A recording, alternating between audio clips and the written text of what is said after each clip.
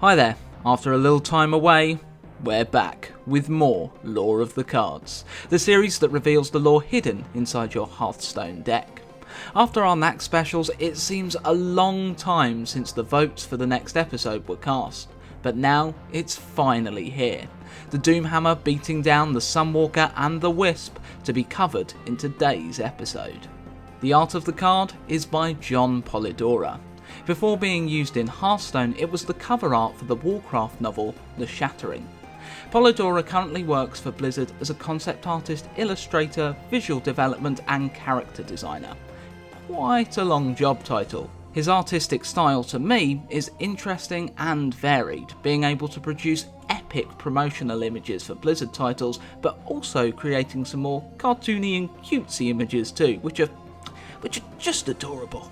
Despite being a professional artist for Blizzard, he shows his appreciation to other franchises through fan art, Capcom's Darkstalkers and some Marvel stuff to name a few. Polidora works across all Blizzard franchises, Warcraft, Diablo, Starcraft, and an as of yet unannounced project. This means that he has drawn many major lore characters from all games, including Malthael, the Angel of Death, Sarah Kerrigan, the Queen of Blades, Lei Shen, the Thunder King, and of course has sketched a legendary weapon known as Doomhammer. The Doomhammer is one of Warcraft's most iconic and instantly recognisable weapons, topped only by the Lich King's Frostmourne, at least in my opinion. With the upcoming release of Warlords of Draenor, Gorehowl may give it a run for its money. The Doomhammer was crafted long ago on the Orcish homeworld of Draenor, under unknown circumstances. It passed down through the generations of the Doomhammer family. On its creation, the elder shaman of the Black Rock clan gave an ominous prophecy linked to the weapon. "Through blood the weapon shall pass, as surely as night begets day, until the elements cry unheard and pride turns to unbridled rage. The last of the line shall deliver salvation and doom upon his kind. Honor will be undone, and all will be lost before it is found again. A stranger will raise the hammer high, and with it, justice shall reign." All wielders of the Doomhammer had this prophecy hang over their heads. But as the hammer was passed down generation to generation, the severity of this prophecy faded, and the weapon became a symbol of pride and honour for the Doomhammer line. While the shaft of the Doomhammer has been replaced many times, the black stone that makes up the head of the hammer has never suffered a chip in all the years it's been passed down. Like the spirit of the orcs that have wielded it, the head of the Doomhammer is unfaltering. The weapon's appearance has ever so slightly changed over the years. Whether this change actually occurred in lore or whether the Blizzard art team just changed their minds on how the weapon should look has never been expressly stated, at least not to my knowledge. In the art for Warcraft 2, the Doomhammer has 3 metal attachments to the weapon, a knife-like blade on the top and 2 sharp prongs on the sides. Its size and shape has also altered a little over the years. For Warcraft 3, these blades were removed and the symbol of the Frostwolf clan was etched into the side of the weapon. We'll get into why this happened later. This is the version of the weapon all Hearthstone players will be familiar with. The Hearthstone shaman Thrall is the current wielder of the Doomhammer, but before him it was used by one of the most decorated orcs in history, Orgrim, last of the Doomhammer line and second warchief of the Horde. There are 2 separate origin stories for Orgrim. He has always been a member of the Black Rock clan, recognised as one of the most powerful orcish clans, or he originated from the Thunderlord clan, an orcish clan that was very close to the Black Rocks and were masters of riding wolves. Orgrim rose through the ranks of the Thunderlords to become well respected amongst the Black Rock orcs and eventually second in command. While this version of events may have some validity to it, Orgrim possibly being a member of both clans, though this was very rare, in the novel Rise of the Horde, Orgrim identifies himself as a Black Rock orc, from a very young age, a teen in Orcish years. The fact that a child could rise through the ranks of the Thunderlords to then also become a high-ranking Black Rock Orc is pretty unlikely. During this young period of his life, Orgrim would meet with his lifelong and most trusted friend, Durotan, a young orc in line to become chieftain of the Frostwolf clan and father to Thrall. The two met during the Koshag festival. At this point, the orcs were made up of several different clans, each vastly differing in culture, dress, religion and dialect.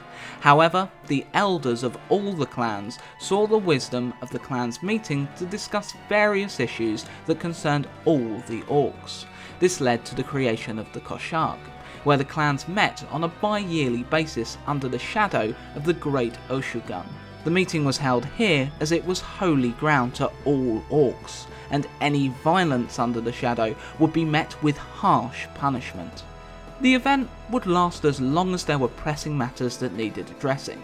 Since these were few and far between, it turned into more of a festival, with the children being sent to bed before matters of importance were discussed.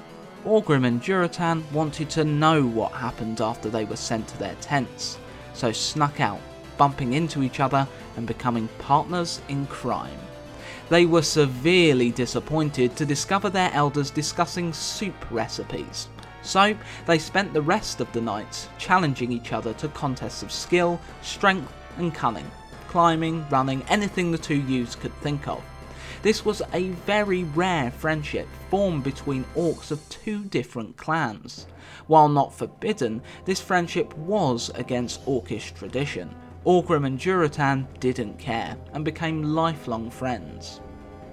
Durotan and Orgrim continued to challenge each other throughout their friendship. One day they raced one another through Terokkar Forest, not realising they had stumbled into ogre territory. At this point the orcs and the ogres were far from friends. An ogre found the two and chased them. They were saved by the Draenei, who filled the ogre with arrows. At this point the Draenei and the orcs barely had contact with each other, meeting occasionally to trade goods. Relations were cordial, but aloof. Since night neared, the Draenei took Orgrim and Durotan in for the night, where they met the Draenei leader, Velen. Velen and the orcs enjoyed a friendly conversation, with Velen learning about the culture of the orcs. He asked them about their favourite weapons, and Orgrim, with pride, told Velen about the Doomhammer and its prophecy, a badge of honour among his family that was always passed down to the eldest child. When Orgrim's father Telkar passed, the weapon and the title of Doomhammer would be his. In return, Velen talked to the two youths about the Draenei's culture. Several years passed and Telkar died. Orgrim became the owner of the Doomhammer and the second in command to the Blackrock clan chieftain Blackhand. Around this time, Ner'zhul, one of the greatest orc shaman, called the clans together and declared the Draenei enemies of the orcs. In reality, Ner'zhul had been tricked by Kil'jaeden, a commander of the Burning Legion. Kil'jaeden had a vendetta against Velen and the Draenei, and was manipulating the orcs to do his dirty work, to wipe the Draenei out. United, the orc clans declared war on the Draenei. Though internally opposed to the war, Doomhammer followed his chieftain's orders and became swept away in the lust for battle. As the war continued, both Durotan and Orgrim began to suspect the orcs had been deceived. Ner'zhul had also made this realisation, but too late. His apprentice Gul'dan usurped his master as leader of the Shadowmoon clan for the promise of power from Kil'jaeden. Ner'zhul became powerless to oppose his former pupil. Gul'dan whipped the orcs up into a frenzy. The elements no longer heeded the calls of the shaman, as their war, unknown to most of the orcs, was unjust. Gul'dan taught the shaman the dark magics of his master, turning them into warlocks, beginning the corruption that would soon turn the skin of all orcs from brown to green. Gul'dan also saw that Orgrim's easily manipulated chieftain Blackhand was elected as the first war chief of the Horde. Before the final battle with the Draenei, Kil'jaeden wanted to ensure the orcs won. he sent his lieutenant, the imposing Pit Lord Mannoroth, to Draenor. Kil'jaeden looked to bestow a gift upon the orcs, the blood of Mannoroth. After drinking the blood, the orcs would become extremely powerful, fueled by it, strong enough to tear down the capital of the Draenei. What Gul'dan hid from his people was that this would bind the orcs to Mannoroth, the demon basically owning the entire race. All orcs drank the blood, and were filled by demonic energy and an insatiable bloodlust. All except the Frostwolves. Durotan forbade his clan from drinking the blood, knowing it would corrupt his people. Doomhammer followed suit, but did so in a more subtle way, telling his chieftain Blackhand that he was not worthy to drink from the same vessel as a great orc like him. The gullible Blackhand took the bluff, but Gul'dan was not so easily persuaded. He knew he would have to keep his eye on Doomhammer and Durotan. The orcs stormed the Draenei capital, destroying most of the race, with a few slipping away and going into hiding, including Velen. Satisfied the Draenei had been eradicated, Kil'jaeden left the green-skinned, corrupted, red-eyed orcs to their own devices. With no enemies to fight and demon blood coursing through their veins, the orcs became restless, fighting one another. Gul'dan was contacted by the wizard Medivh in a dream, who instructed the warlock to build a portal that would connect their world with his. Not only this, Medivh told Gul'dan about the Tomb of Sargeras, which contained artifacts to increase the orcs' power. Always hungry to further his own power, Gul'dan instructed the orcs to start work on the portal. Eager to fight new opponents and conquer new lands, the orcs began construction. Again, Durotan did not like this development and protested. This led to his clan's exile as soon as the orcs passed through the portal into the bountiful world of Azeroth. The orcs descended upon the Kingdom of Stormwind, and the first war between orcs and humans began. Orgrim was one of Warchief Blackhand's most trusted lieutenants, and with the Doomhammer in hand, he commanded a number of successful campaigns against the humans. Having kept his lips sealed for so long, Durotan decided to break his silence. He knew that Gul'dan and his inner circle of warlocks, the Shadow Council, were the true leaders of the Horde, using Blackhand as a puppet, and how Gul'dan had sold out his own people in his pursuit for power. Durotan told the only orc he trusted outside his clan, Orgrim. Durotan and his mate Drukka told Orgrim of Gul'dan's deception, but when returning to their clan, they were ambushed by assassins of the Shadow Council.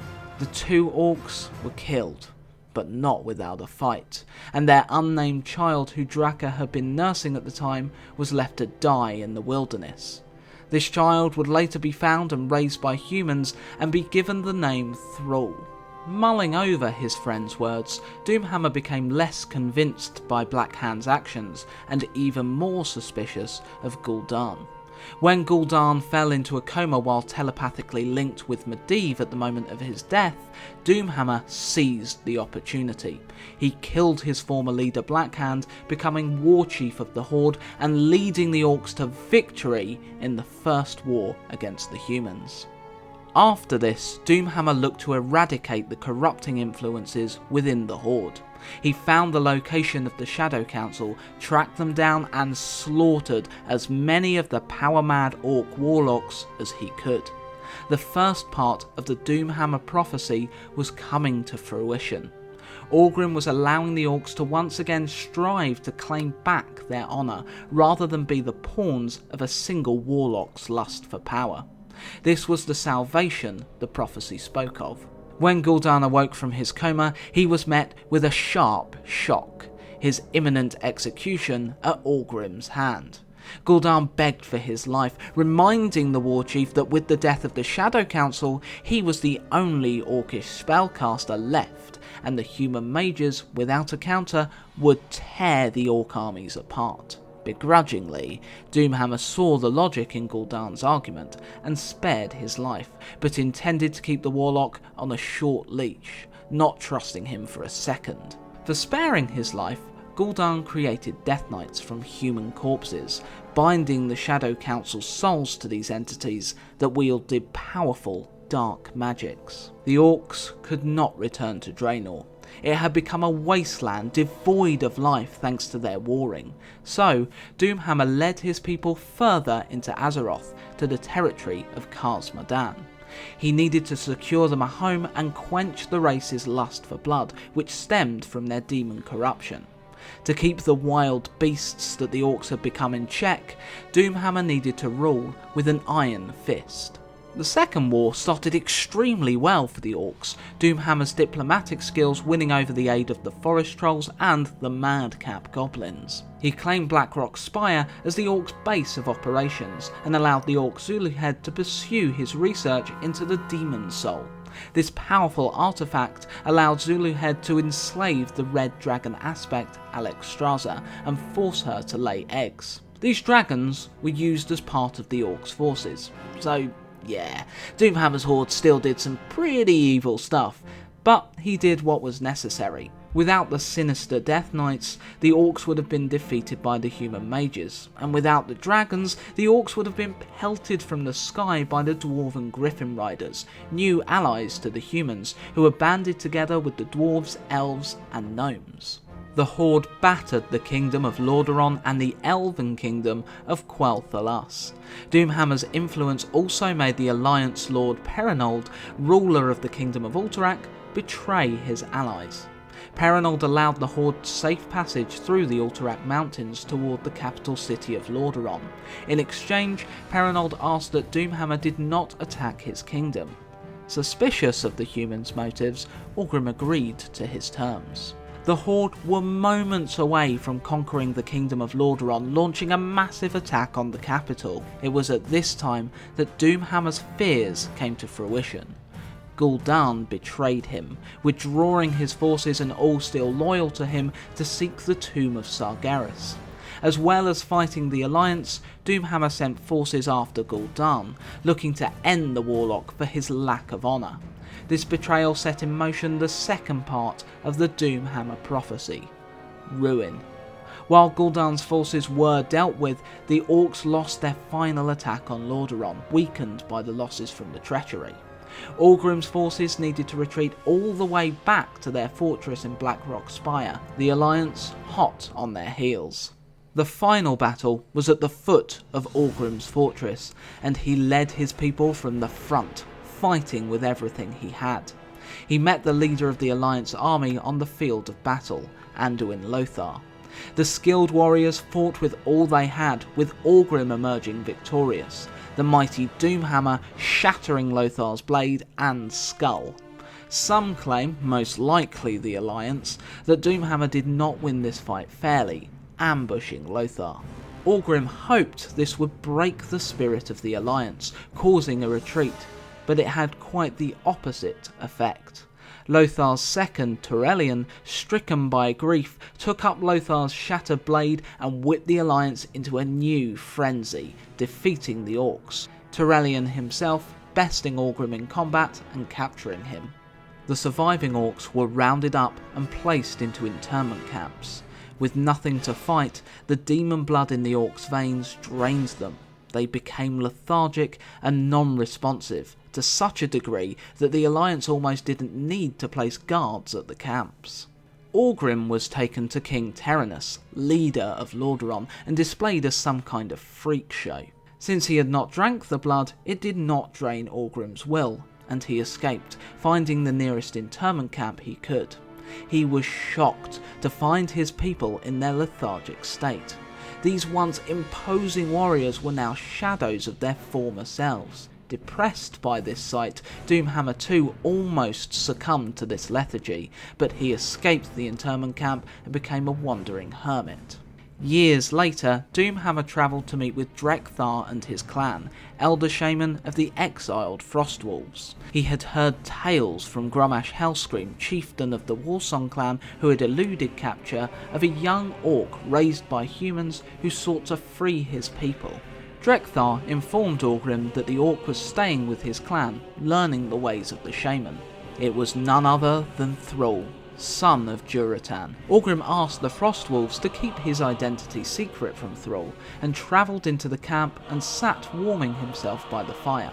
Orgrim sat there, taking advantage of the Frostwolves' hospitality.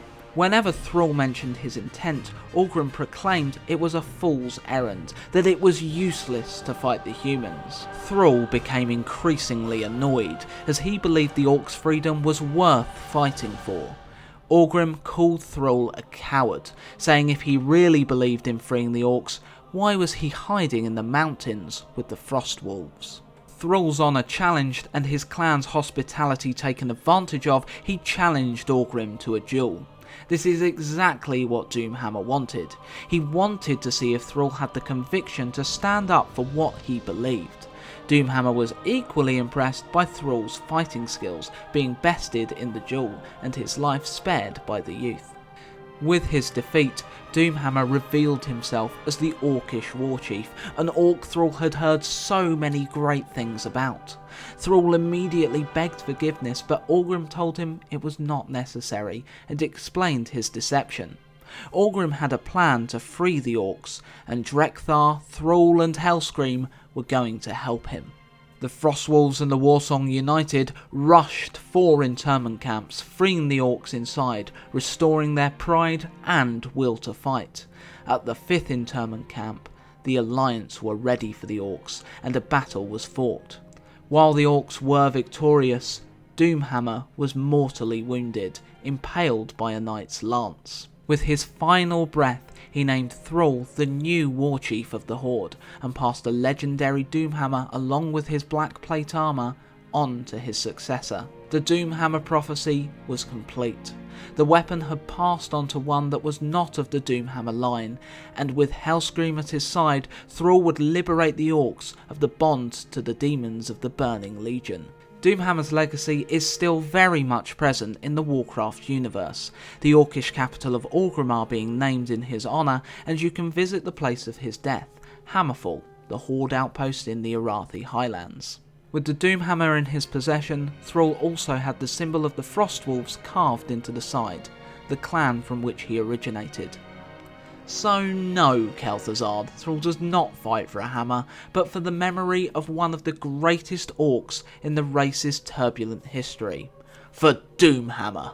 Thank you so much for watching, guys. I really hope you enjoyed this closer look at the Doomhammer and one of its most famous owners. Please like, subscribe and share this video around if you've enjoyed, or if you didn't, hit the dislike button. But I will cry. Also, any art I've used in the video, I've linked the artists below too, so if you like their work, go check more of it out. So, the vote begins for the next card. What or who would you like to see?